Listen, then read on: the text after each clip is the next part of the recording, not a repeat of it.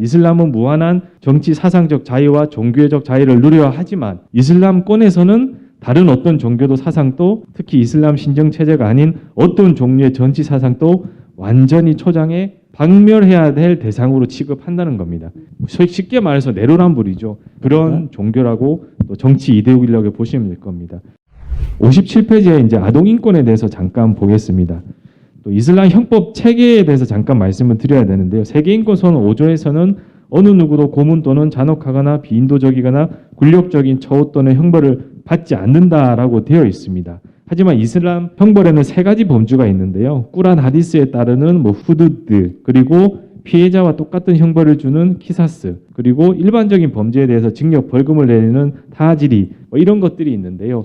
여전히 이슬람사에서는 이 후두드 형벌로 판정이 되면 결국은 가벼운 절도 행위라도 절도라도 징역이나 벌금이 아니라 손목을 절단해 버리는 그런 일들이 벌어지고 있습니다. 이거는 아마 기사를 검색해 보시면 이것 때문에 수많은 문제들이 나타난다는 것을 아시게 될 건데요. 특히나 이제 어린아이들, 힘없는 어린아이들이 후두드 형벌을 받게 되면 그들의 손목이 잘리게 되는 그런 기사들을 많이 보시게 될 겁니다.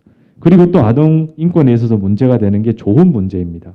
세계인권선언 16조에서 보시면 분명히 성인 남녀에 대해서 혼인이 가능하다고 되어 있고요. 그리고 완전히 서로의 동의하에서만 성립된다라고 되어 있지만 이슬람사에서는 조혼 문제가 가장 큰 문제입니다. 이것도 꾸란 65장 4절에서 파생되는 문제인데요. 아마 이거는 무하마드 자체가 9살인가요? 아이사라는 그런 부처를 드린 거 거기서부터 아마 이게 유래가 되지 않았나 생각되는데요. 그러다 보니까 이슬람 지역에서는 일종의 몸값을 치르고 아직 2차 성징이 나타나지도 않은 여자 어린아이들이 버젓이 결혼을 하게 되는 그런 것들을 목격하시게 될 겁니다. 그게 바로 이 조혼 문제가 또 발생하게 됩니다. 그리고 가장 큰 문제는 뭐냐? 이슬람사의 종교 자유의 문제입니다.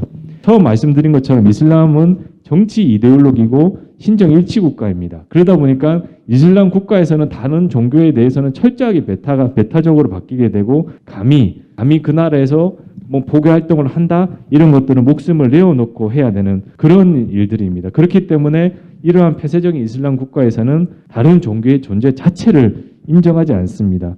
여기 꾸란 구절들을 제가 여러 개 적어놨는데요. 철저하게 다른 종교, 이방 종교들에 대해서 그러니까 이슬람을 믿지 않는 사람에 대해서 저주를 한다든지 배타적으로 대한다든지 하는 많은 구절들이 나와 있어서 그들이 결국 그들의 나라 안에서는 다른 종교 활동은 허용되지 않습니다. 하지만 이들은 다른 나라에 가서는 오히려 이슬람을 포교하는 것을 반대하는 것을 종교 탄압이라면서 이슬라모포비아라면서 문제 제기를 하는 모습들을 보게 되는데요. 바로 60쪽에 보시면 그런 내용들을 제가 좀 담아놨습니다. 그러니까 이슬라모포비아라는 게 결국 이겁니다. 이슬람은 무한한 정치 사상적 자유와 종교적 자유를 누려야 하지만 이슬람권에서는 다른 어떤 종교도 사상도 특히 이슬람 신정 체제가 아닌 어떤 종류의 정치 사상도 완전히 초장에 박멸해야 될 대상으로 취급한다는 겁니다.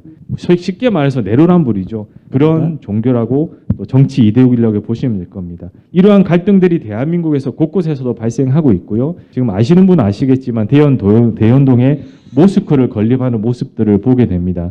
이들이 모스크를 건립하려는 곳은 일반 대지가 아니라 주택가 한가운데입니다. 11가구로 둘러싸여 있는 그 중간에 좀 허름한 건물을 하나 매입해서 주민들한테 아무런 통지도 없고 동의도 없이 갑자기 2층 이상의 모스크를 세우겠다고 한 겁니다.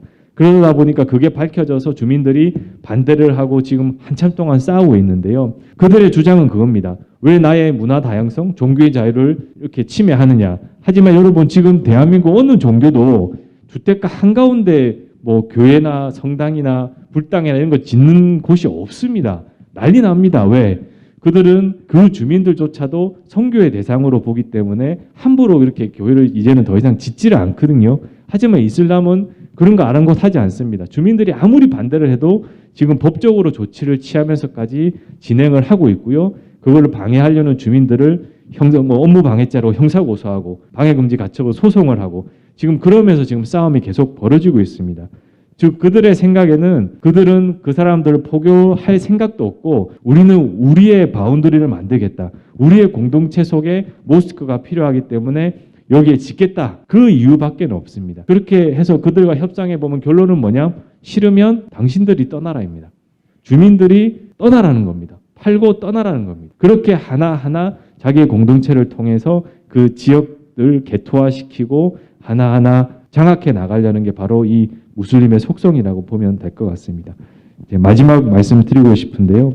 정말 이러한 이슬람의 침략이라고 표현할 수 있을 정도로 이슬람이 대한민국에 굉장히 많이 들어와 있습니다. 지금 26만 명 정도 대한민국에 무슬림들이 있는데요. 물론 이들이 전부 다 폭력적이고 그런 건 아닐 겁니다. 하지만 그들의 밑바탕에 깔려있는 이러한 교리들, 사상들, 그런 것들을 평생 배우고 온 사람들이기 때문에, 그리고 또 이맘들이 대한민국에 들어와서 그런 근본주의적인 것들을 계속해서 가르치고 있는 곳이 어디냐? 바로 모스크입니다. 그래서 모스크라는 게 위험하고, 이슬람이 들어오게 되면 결국은 대한민국에 동화되지 못하고 이질적인 문화로 인해서 또 다른 갈등 사회가 발생할 것이 명확하다는 것을 알아주셨으면 좋겠습니다.